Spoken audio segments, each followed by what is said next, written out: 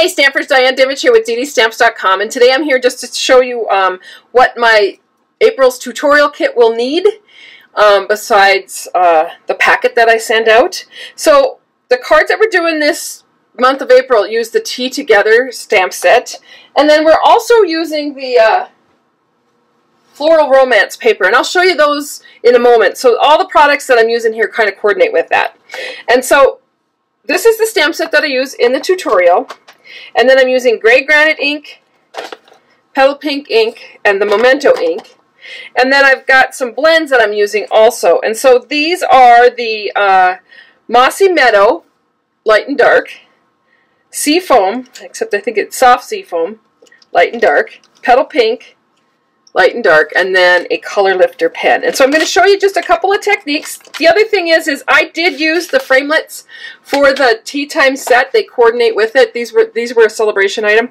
You don't have to have the framelits to do the projects because you can just trim them out. But I will. Okay, Stampers, I'm just going to quickly show you what comes in the packet of goodies that I'll be sending to those people who place a $50 order or more.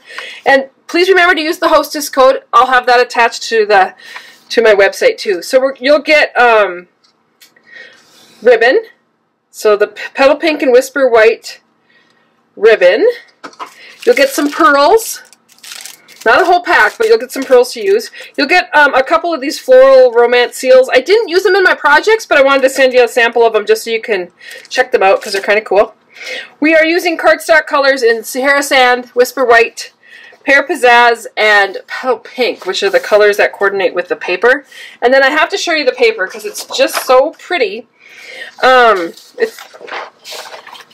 you have the leaf side, and then the speckled in the Petal Pink, which is pretty. I love this one in the green with the plants. And then this is a piece that looks like wood. And then you've got these two pieces of vellum. Now you can't hardly see this, so I'm going to slip a piece of cardstock behind it so you can actually see the print that it has. Excuse me. And I use both kinds of vellum. One of them I actually put a piece of the Petal Pink paper behind it. So you can just see the different looks that you get depending on what you have behind it. And then this one here is absolutely beautiful.